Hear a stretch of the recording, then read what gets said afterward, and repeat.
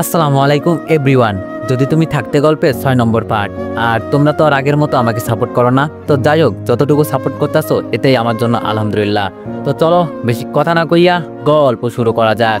সকাল হয়ে গেছে প্রায়, চারিদিকে এখনো অন্ধকার। আস্তে আস্তে আবছা আলোয় চারিদিকের পরিবেশটা স্পষ্ট হয়ে উঠেছে। আধার কেটে যাচ্ছে ধীরে ধীরে। রূপা সাকিবের কাঁধের উপর নিশ্চিন্তে ঘুমিয়ে আছে। রূপার নিঃশ্বাসের শব্দ সাকিবের বুকের ভিতর কাঁপিয়ে তোলে। সাকিব আদরের গলায় বলে, রূপা ওঠো, সকাল হয়ে গেছে। কয়েকবার ডাকার পর রূপা ঘুম ঘুম চোখে বলল, ঘুমাবো আমি, ডিস্টার্ব করেন না, চোখ জ্বলছে। সাকিব বলল, আরে বাসায় গিয়ে ঘুমিও, সকাল হয়ে গেছে, প্রবলেম হবে তো। রূপা বলল, বাসায় না তো কোথায়, নড়াচড়া করেন না, ঘুমের ডিস্টার্ব হচ্ছে। এলোমেলো ভাবে কথা বলছে রূপা, তড়িয়ে যাচ্ছে কথা। ঘুম ঘুম চোখে রূপার বলা প্রতিটি কথা ধারালো ছুরির মতো আঘাত করছে সাকিবের বুকে। মেয়ে মানুষের ঘুম ঘুম চোখে কথা বলা নেশার মতো যেন। এই মেয়েটা কি আদৌ বুঝতে পারবে ও যে ঝড়ে বয়ে যাচ্ছে আমার বুকে? নিঃশব্দে হাসছে সাকিব। সাকিব বলল, রূপা ওই দেখো দেখো সায়লা আন্টি। সাকিব কথাটা বলার সাথে সাথে হকচকিয়ে চোখ খুলে রূপা ভয়ে কণ্ঠে বলে, কোথায় আম্মু? সাকিব হেসে বলে, বাসায়। রূপা এলোপাথারি কিল ঘুষে মারতে থাকে সাকিবের গায়ে। কান্নার ভাব করে বলে, মিথ্যা বললেন কেন? সাকিব বলল, তো কি বাসায় যেতে হবে না? রূপা কিছুক্ষণ ভেবে বলল, ও তাই তো, আমি সব ভুলেই যাই। দেখ, আমি তো ভাবছিলাম আমি বাসায় ঘুমাচ্ছি। সাকিবের দিকে গভীর মনোযোগ সহকারে এক দৃষ্টিতে তাকিয়ে থাকে রূপা। দৃষ্টি কেমন তীক্ষ্ণ। সাকিব বলল, এভাবে তাকিয়ে আছো কেন? খেয়ে ফেলবে মনে হচ্ছে। রূপা সাকিবের দিক থেকে দৃষ্টি সরিয়ে নিজের দিকে তাকিয়ে বলল, আপনি খুব ভালো, তাই আপনাকে অনেক ভালোবাসি। সাকিব বলল, হয়েছে, আমি সাইকেলের চাক্কা না, পাম দিতে হবে না। রূপা মুখ ভার করে ফেলে। সাকিব এবার মুচকে এসে বলে, আমিও ভালোবাসি রূপা পাগলিটাকে। ফজরের নামাজ শেষ করে রান্নাঘরে ঢোকে সায়লা বেগম। আজিজ চৌধুরীর জন্য এক কাপ চা তৈরি করে নাই দ্রুত। রূপাকে ছাড়া বাসাটা একদম ফাঁকা ফাঁকা লাগছে। বারান্দায় গিয়ে দাঁড়িয়ে থাকে সায়লা বেগম। হঠাৎ চোখ পড়লো সাকিব আর রূপার দিকে। দুজনে কথা বলতে বলতে আসছে। রূপা এই সময় কোথা থেকে আসলো? ওর মা তো বলেছিল রূপা কয়টা দিন ওর মায়ের কাছে থাকবে। সায়লা বেগম দ্রুত পায়ে গেটের সামনে গেল। সায়লা বেগমকে দেখে ঘাবড়ে যায় সাকিব। উনি কি সাকিবকে কড়া কথা শোনাতে আসছে? মুহূর্তের মধ্যে নিজেকে সামলে নিল সাকিব।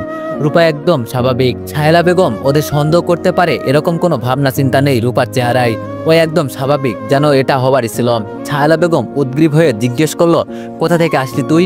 আর সাকিবকে কোথায় পেলি? কোনো ঝামেলা করে আসিসনি তো? রূপা স্বাভাবিক গলায় বলল, ভালো লাগেনি তাই চলে আসছি। আর উনি জগিং করতে বেরিয়েছিল, ওনার সাথে দেখা হলো পথে। সাকিব হাফ ছেড়ে বাঁচলো। কি সুন্দর যুক্তিগত মিথ্যা কথা বলল রূপা, এগুলোকে বলে খাঁটি মিথ্যা কথা। সায়লা বেগম আর রূপা কথা বলছে, সাকিব ওর রুমে চলে গেল। সায়লা বেগম বলল, তোর আম্মুকে বলে আসছিস তো? রূপা বলল, আমি কি যেতে চেয়েছিলাম ওনার সাথে, তুমি তো জোর করে পাঠালে। এই পর্যায়ে মুখ ভারী করে ফেলে রূপা, যেন কেঁদে দিবে। সায়লা বেগম বলল, কি হয়েছে তোর? মারছে তোকে আবার? কোনো অঘটন করে চলে আসিসনি তো? বন্ধুরা, তোমাদের জন্য এনেছি একটা অসাধারণ অ্যাপস, মোজব্যাট। এটা এমন একটা প্ল্যাটফর্ম যেখানে অনেকেই নিজেদের স্কিল আর স্ট্র্যাটেজি দিয়ে প্রতিদিন ইনকাম করছে।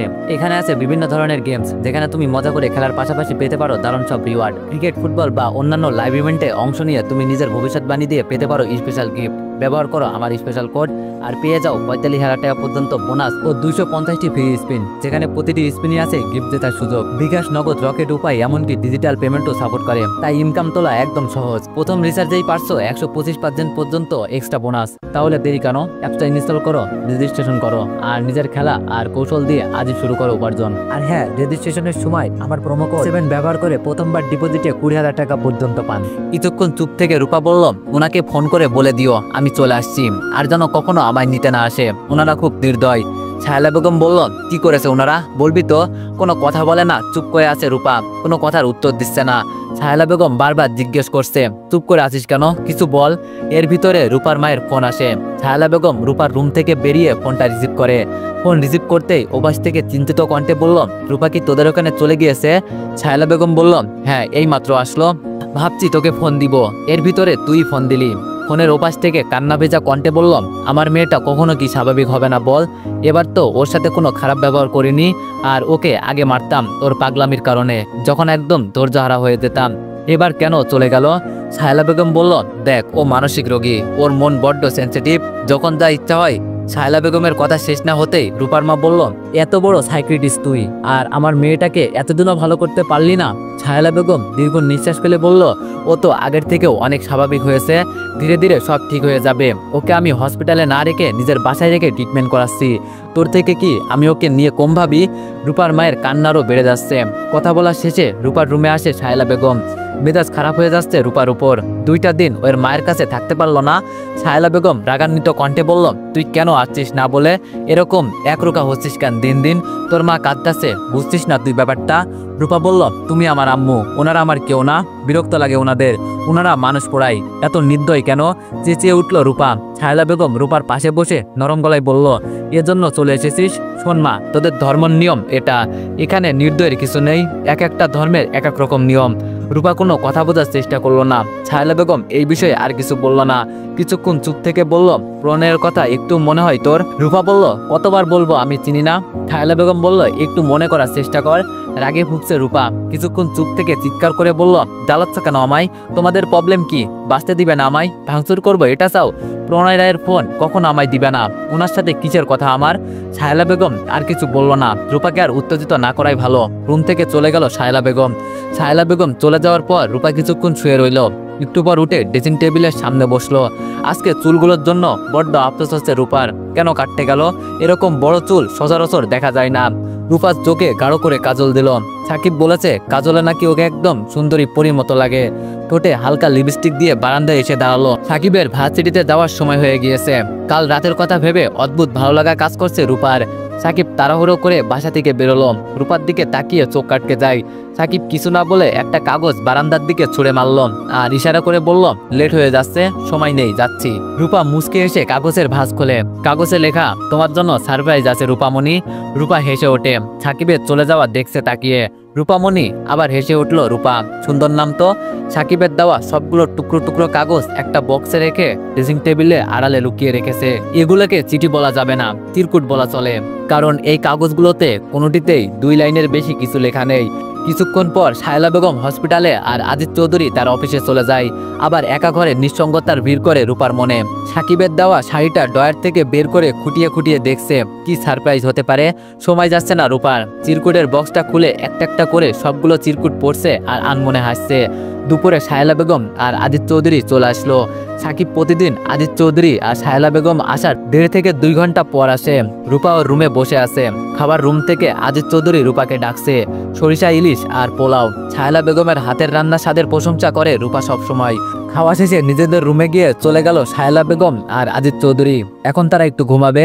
রূপা পা টিপে টিপে নিঃশব্দে ডাইনিং রুমে গিয়ে 1 প্লেট খাবার নিয়ে সাকিবের রুমের উদ্দেশ্যে রওনা দিল। মাত্র বাসায় ফিরেছে সাকিব। রূপা ঠোঁট বাঁকিয়ে বলল, একটু তাড়াতাড়ি আসতে পারেন না? বুঝেন না আমি ওয়েট করি? সাকিব বলল, আমি তো যত সম্ভব তাড়াতাড়ি আসার চেষ্টা করি। আমি তো জানি রূপা আমার জন্য বারান্দায় দাঁড়িয়ে থাকবে। হাতের প্লেটটা টেবিলের উপর রেখে সাকিবের সামনে গিয়ে দাঁড়ালো রূপা। নির্দ্বিধায় বলল, জড়িয়ে ধরি আপনার একটু। সাকিবের বুকে ঝাঁপিয়ে পড়ে রূপা। আবেগঘন কণ্ঠে বলে, জানেন আপনায় কেন জড়িয়ে ধরি? সাকিব বলল, কেন? রূপা বলল, আপনার বুকটা শান্তিমহল। হেসে দেয় সাকিব। কত সহজ সরল ভাবে কথা বলে রূপা, কোনো ভনিতা ছাড়াই। রূপা বলল, হয়েছে হয়েছে, ছাড়ুন, দুপুরে তো খাননি কিছুই, খেয়ে নিন।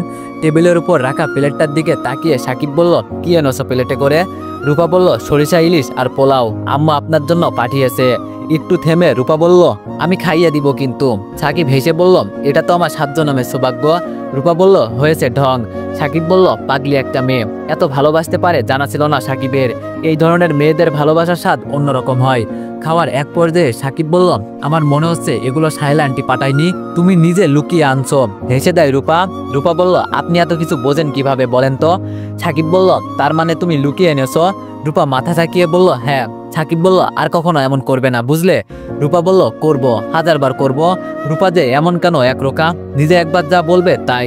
সাকিব বলল, রূপা কালকে সারা রাত কথা বলে কাটালে, এত কথা বলো কিভাবে? রূপা বলল, আমি ভালো বক্তা আর আপনি ভালো শ্রোতা। বলে হেসে উঠল রূপা। হাসি থামিয়ে বলল, কালকে রাতে আমার অনেক অনেক ভালো লেগেছে। আবার হেসে উঠল রূপা। সাকিব বলল, সারপ্রাইজ দেখবা না তোমার? মাথায় হাত দিয়ে জিব্বায় কামড় দিয়ে রূপা বলল, সারাদিন সারপ্রাইজের কথা ভাবলাম, অথচ এখন ভুলেই গেলাম। সাকিব ব্যাগ থেকে একজোড়া নুপুর বের করলো। রূপার চোখ মুখ চিকচিক করে উঠল।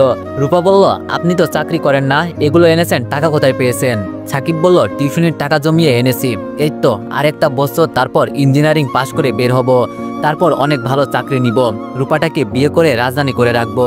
নুপুর জোড়া খুঁটিয়ে খুঁটিয়ে দেখছে রূপা। সাকিব বলল, আচ্ছা রূপা, শুধু একটা কথা বলো, তুমি কি মোটেও লেখাপড়া করনি? রূপা মাথা ঝাঁকিয়ে বলে, করতাম বোধহয়, এখন করি না।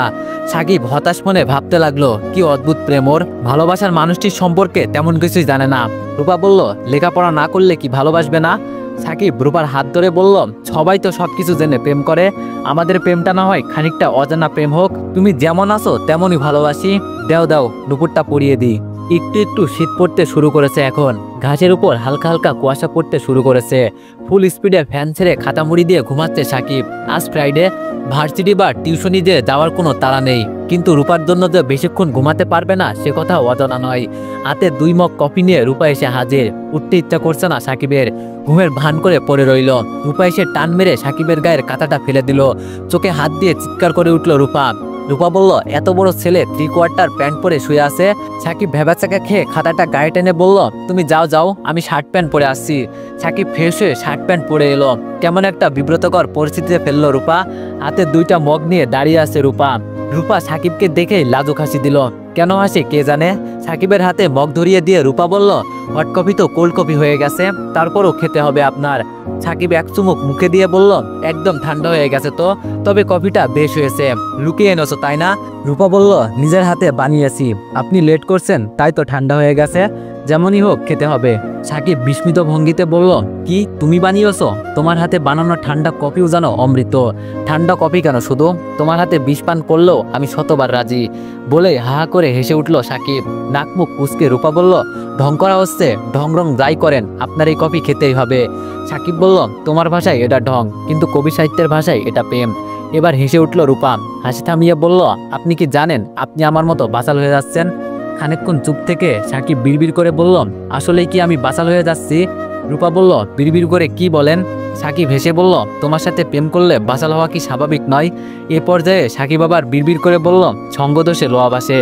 রূপা সাকিবের কথা বোঝার চেষ্টা করলো না। সাকিব কয়েক চুমুক কফি খেয়ে তারপর শরবতের মতো ঢকঢক করে খেয়ে ফেললো। রূপা সাকিবের দিকে চোখ বড় বড় করে তাকিয়ে বলল, এটা কি হলো? সাকিব বলল, রূপার হাতের স্পেশাল কফির শরবত খাওয়া হলো। এর ভিতরে ডাক আসলো শায়লা বেগমের। রূপা চোখে মুখে বিরক্ত নিয়ে বলল, উফ। সাকিব বলল, হয়েছে, বিরক্ত হওয়ার দরকার নেই, তাড়াতাড়ি যাও। রূপা হনহন করে হেঁটে চলে গেল। সাকিব রূপার দিকে তাকিয়ে হাসছে। শায়লা বেগম রুম গোছাচ্ছেন। পুরো রুম ছড়িয়ে ছিটিয়ে রয়েছে আজিজ চৌধুরীর বই। বিরক্ত হয়ে বইগুলো গোছাচ্ছেন। রূপাকে দেখেই বিরক্ত ভাবটা মুখে প্রকাশ করে বলল, কতবার বলি এখানে সেখানে বই ফেলে রাখবে না। রূপা কিছু না বলে চেয়ার টেনে চেয়ারের উপর বসলো। শায়লা বেগম নিজের মনে রুম গোছাচ্ছেন। রূপা অনেকক্ষণ চুপ থেকে বলল, ডাকছো কেন? শায়লা বেগম বলল, তোর বাবা টাকা পাঠিয়েছে তোর শপিং এর জন্য, যা ইচ্ছা কিনতে বলেছে। রূপা বলল, হঠাৎ টাকার মতলব কি? শায়লা বেগম বলল, থাপ্পড় দিয়ে দাঁত ফেলে দিব, ননসেন্সের মতো কথা। তোর বাবা মা তোর পিছনে কত লক্ষ লক্ষ টাকা খরচ করেছে, আর তুই এই সামান্য শপিং এর টাকার জন্য মতলব খুঁজছিস? শায়লা বেগমের রিয়াক্ট দেখে খানিকটা ভয় পেয়ে যায় রূপা। বিড়বিড় করে বলে, সব আমি ফুসলিয়ে তাদের কাছে নেওয়ার ধান্দা। শায়লা বেগম কোনো কথা বলে না। রূপা বলল, আচ্ছা দাও দাও, টাকাগুলো দাও। কত লক্ষ টাকা পাঠিয়েছে? শায়লা বেগম মেজাজ খারাপ হচ্ছে প্রচুর। ট্রাক সংযত করে বলল, শপিং এর জন্য লাখ টাকা লাগে, আর তোর যদি প্রয়োজন হয় লাখ টাকাই দিবে। 30,000 টাকা পাঠিয়েছে, টাকা আরো লাগলে তোকে ফোন দিতে বলেছে। রূপা ঠোঁট বাঁকিয়ে বলল, সবই বুঝি। শায়লা বেগম বলল, আর শোন, আমার আজ অনেক কাজ আছে, আমি যেতে পারবো না। ওই বাসায় সাকিব ছেলেটাকে বলে দেখ যায় কিনা, ছেলেটা খুব ভালো। রূপা বলল, না না, তোমার বলতে হবে না, আমি বলছি। শায়লা বেগম নিজের কাজে মন দেয়। সাকিব আবার ঘুমাচ্ছে। রূপার মেজাজ খারাপ হয়ে যায়। এত ঘুমানোর কি আছে? এক গ্লাস পানি সাকিবের মুখের উপর ঢেলে দেয়। সাকিব উঠে বসে, ঘুম ঘুম চোখে বলে, আরে রূপা, আমার ঘুম পাচ্ছে খুব। রূপা বলল, ওকে ঘুমান। রূপা রুম থেকে বের হয়ে গেল। রূপা কি রাগ করে চলে যাচ্ছে? সাকিব দৌড়ে গিয়ে রূপার পথ আটকে দাঁড়ালো। সাকিব বলল, আরে কোথায় যাচ্ছ? আমি তো ঘুমাচ্ছিলাম না, তোমায় দেখে ভান করছি। রূপা বলল, জানি কি করছেন, পথ ছাড়ুন, আমি বাসায় যাব। সাকিব রূপার হাত ধরে জোর করে রুমে নিয়ে যায়। রূপা মুখ গোমড়া করে বসে আছে। রূপা বলল, আমি শপিং করতে যাব, আম্মু ব্যস্ত তাই আপনাই নিয়ে যেতে বলেছে, আর আমি এই সুযোগটাই খুঁজছিলাম। সাকিব অবাক হয়ে বলল, শায়লা আন্টি আমায় নিয়ে যেতে বলেছে? আসলে তারা দুইজন খুবই ফ্রেশ মাইন্ডের। সাকিব রূপার আরেকটু কাছে গিয়ে বলল, আচ্ছা আচ্ছা, তুমি এই সুযোগটা খুঁজছিলে কেন? রূপা বলল, ইস নেকা, কিছুই বোঝো না। উনারা যদি জানে আপনার সাথে আমার প্রেমের সম্পর্ক, তাহলে বুঝবেন কেমন মাইন্ডের। সাকিব অনেক সময় চুপ করে রইল। তারপর বলল, রূপা, তুমি আগের থেকে অনেকটা চেঞ্জ হয়ে গিয়েছো। আগে অনেক পাগলামি করতে, কিন্তু এখন অনেকটা স্বাভাবিক হয়ে গেছো। কথা শেষ করে রূপার দিকে তাকায় সাকিব। না, রূপা এইসব কথা নিয়ে বরাবরের মতো মন খারাপ করলো না। কিংবা পাগলামো করলো না, বরঞ্চ মুচকে এসে বলল, আম্মু বলেছে আমি ধীরে ধীরে আরো সুস্থ হয়ে যাব। রূপা কিছুক্ষণ চুপ থেকে আবার বলল, আপনি সবসময় জানতে চান না আমি কেন এমন করি? আজকে বলছি শুনুন। সাকিব অধিক আগ্রহ নিয়ে বলল, বলো। রূপা বলল, আমার একটা অসুখ হয়, তারপর আমি এলোমেলো হয়ে যাই। এই পর্যন্ত বলে উদাস হয়ে যায় রূপা। সাকিব স্বস্তি বোধ করে, যাক তাহলে অসুখের কারণেই রূপা এমন করেছে, লেখাপড়া হয়তো ছেড়ে দিয়েছে, জটিল কোনো কারণ নেই। সাকিব বলল, আচ্ছা রূপা রাখো এসব কথা, চলো শপিংয়ে যাই। এইসব নিয়ে ভেবে তুমি একদম মন খারাপ করো না। রিকশায় পাশাপাশি বসা দুইজন। রূপা সাকিবের হাত শক্ত করে ধরে রেখেছে। রিকশার সিটগুলো বোধহয় দিনে দিনে সংকীর্ণ হচ্ছে। রূপা একটার পর একটা কথা বলেই যাচ্ছে, কথার মাঝে কোনো ব্রেক দিচ্ছে না। সাকিবও মনোযোগ দিয়ে কথা শুনছে। সাকিব বলল, তোমার লম্বা চুলগুলো মিস করছি খুব। রূপা মুখ কালো করে বলল, আমিও মিস করছি খুব। একটা শপিং মলের সামনে রিকশা থামাই, সাকিবের হাত ধরে হাঁটছে রূপা। রূপা হাঁপিয়ে গেছে। রূপা বলল, এত মানুষের হইচই ভালো লাগছে না আমার, তাড়াতাড়ি করেন একটু। সাকিব বুড়োকুসকে বলে, কেনাকাটা করবে তুমি আর তাড়াতাড়ি করতে বলছো আমায়? রূপা বলল, আপনার সাথে এনেছি কেন, আপনি পছন্দ করে কিনে দিবেন তাই। সাকিব বলল, আমি মেয়েলি জিনিসপত্র পছন্দ করতে পারি নাকি? রূপা বলল, আমি জানি আপনি পারেন, আপনার বোনদের জন্য কেনাকাটা করেন। তখন রূপার তর্কের সাথে পেরে উঠতে পারছে না সাকিব। সাকিব নিজের পছন্দ মতো সবকিছু কিনে দিয়েছে রূপাকে। সাকিবের পছন্দ বেশ ভালোই। রূপা বলল, হয়েছে, আমার জন্য আর কিছু লাগবে না।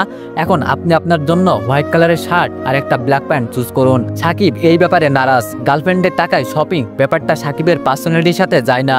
রূপাও জিদ ধরে বসে আছে। সাকিবের কোনো রকম যুক্তি মানছে না। রূপা বলল, আপনি যদি আমার কথা না শোনেন আমি এখন সিনক্রেট করব। এই বলে সাকিবের হাত থেকে শপিং এর ব্যাগগুলো নিয়ে ছুঁড়ে ফেলে দিতে নাই রূপা। সাকিব বলল, আচ্ছা আচ্ছা, কোনো পাগলামি করো না, আমি তোমার কথা মানছি। বিশ্বজয়ের হাসি দেয় রূপা। সাকিব বলল, রূপা তুমি তো খুব ডেঞ্জারাস। শপিং মল থেকে বের হয়, রিক্সা নিয়ে বাসার উদ্দেশ্যে রওনা হয়।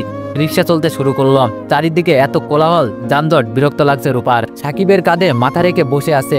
রূপা বলল, জুয়েলারির দোকানের সামনে রিক্সা থামান একটু। সাকিব বলল, কেন, জুয়েলারির দোকানে কি কাজ? রূপা বলল, আছে একটু কাজ।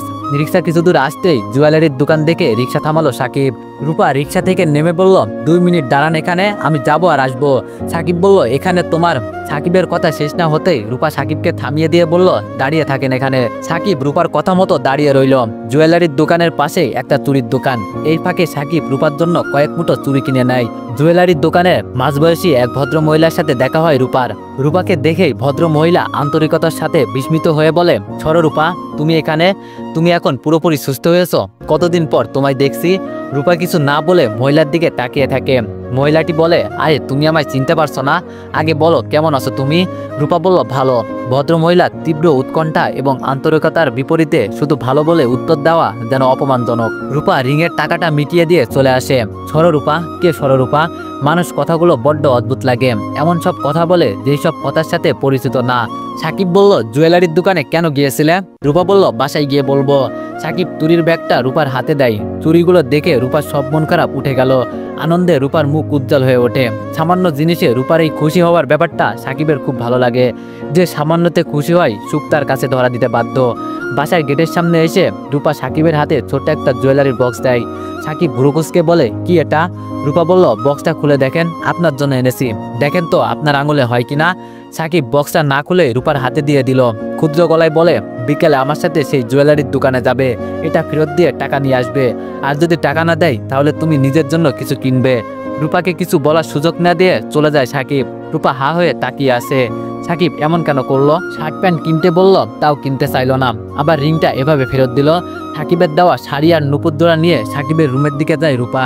সাকিব যদি আমার দেওয়া জিনিস না নেয় আমিও নিব না। সাকিবের দরজার সামনে হাতে সাকিবের দেওয়া কালো শাড়ি আর নুপুর জোড়া নিয়ে দাঁড়িয়ে আছে রূপা।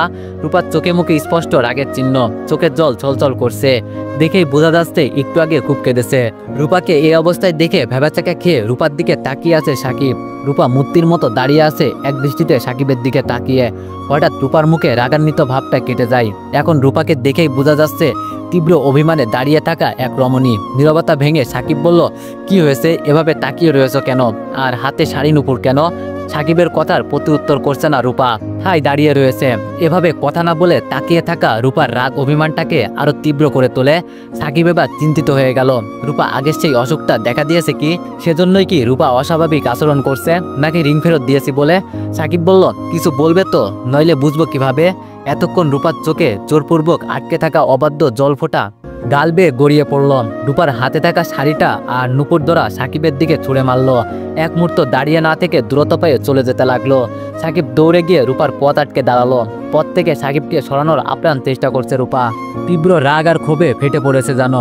এতক্ষণ নীরবে দাঁড়িয়ে থেকে যে রাগ সঞ্চয় করেছে তার বহিঃপ্রকাশ ঘটেছে এবার। সাকিব ব্যস্ত হয়ে পড়ে রূপার রাগ ভাঙাতে। রাগের কারণটা কি রিং ফেরত দিতে চেয়েছে সেটা? সাকিব বলল, বলবে তো আমি কি করেছি? না বললে বুঝবো কিভাবে? এখনো চুপ করে আছে রূপা, চোখ দিয়ে যেন সমস্ত রাগ প্রকাশ করছে। সাকিব বলল, রূপা এভাবে তাকাবে না কিন্তু, ভয় পাই আমি।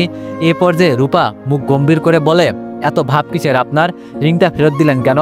শপিংয়ে বসে শার্ট প্যান্ট নিতে বললাম তখনও ভাব করছেন। রূপার গম্ভীর মুখটা ফ্যাকাশে হয়ে ওঠে। কিছুক্ষণ চুপ থেকে আবার বলে, আপনি আমার দেওয়ার কিছু জিনিস নিতে চান না, আমি কেন নিব?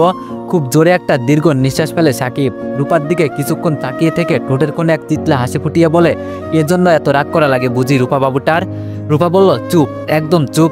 রং ঢঙের কথা বলে রাগ ভাঙানোর ব্যর্থ চেষ্টা করবেন না। সাকিব কি ভেবে যেন একটু হাসলো। রূপার রাগ যেন উপভোগ করছে। আশেপাশে চোখ বুলিয়ে কাউকে না দেখে আচমকা রূপাকে পাজা কোলে নিয়ে রুমে চলল। রূপা অবাধ্যভাবে হাত পা ছুটতে শুরু করলো কোল থেকে নামার জন্য। রুমে এনে রূপাকে জোর করে চেয়ারের উপর বসালো। রূপা ব্যর্থ চেঁচামেচি করতেই থাকলো। সাকিব খুব আদরের গলায় বলল, এভাবে আমার রুমে বসে চেঁচামেচি করলে আমায় কিন্তু আজিজ চৌধুরী এই বাসা থেকে বের করে দিবে। অমনি চুপ হয়ে যায় রূপা। রূপার রাগটা পুনরায় অভিমানে পরিণত হয়। রূপা বলল, আমি আপনার জন্য ভালোবেসে কিনলাম, আপনি কিভাবে পারলেন সেটা ফেরত দিতে? সাকিব বলল, সেটাই তো, আমি এত অমানুষ কেন? আমি রূপার ভালোবাসা বুঝলাম না, আমার ফাঁসি হওয়া উচিত। হুকুম করেন আপনার জল্লাদকে মহারানী, আমার এখনই ফাঁসির মঞ্চে নিয়ে যেতে বলুন। সাকিবের রসিকতা দেখে আর না এসে পারল না রূপা। রূপার হাসি দেখে সাকিবের মনে প্রশান্তি যেন ছেয়ে যাচ্ছে। সাকিব বলল, তুমি একদম থ্রি পরে পড়া বাচ্চাদের মতো রাগ করো, তোমার ভালোবাসা, রাগ, অভিমান সবকিছু ইউনিক। কথাটা বলে রূপাকে আচমকা শক্ত করে জড়িয়ে ধরল সাকিব। রূপা হয়তো এতক্ষণ এটাই চেয়েছিল। রূপা সাকিবের বুকে মিশে রইল। সাকিব হেসে বলল, সাকিব বলল, মেঘ হলো, বিদ্যুৎ চমকালো, বজ্রপাত হলো, বৃষ্টি হলো, এখন আবার রোদ, আবহাওয়া শুধু চেঞ্জ হয়। রূপাও হেসে উঠল। রূপা বলল, তখন যদি রিংটা নিতেন তাহলে মেঘ বৃষ্টি কিছুই হতো না। সাকিব বলল, এখন তো নিচ্ছি। কি ডেঞ্জারাস তুমি, শাড়ি নুপুর সবকিছু ফেরত নিয়ে আসছো। রূপা ভেঙচি কেটে বলল, ভালোই করেছি। দুইজনেই আবার হেসে উঠল। পৃথিবীর সবচেয়ে অদ্ভুত জিনিস বোধহয় মেয়ে মানুষ। হাসতে সময় লাগে না, কাঁদতেও সময় লাগে না। পৃথিবীর প্রত্যেকটা মেয়েই বোধহয় নিজ নিজ রহস্যের রহস্যমণ্ডিত। রূপার রহস্য আর 4-5টা মেয়ে মানুষের থেকে এক কাঠি বেশি।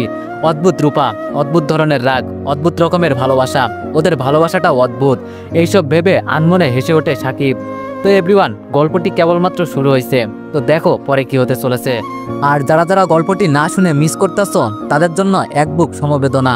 তো এভরিওয়ান, নেক্সট পার্টের জন্য অপেক্ষা করো। ধন্যবাদ।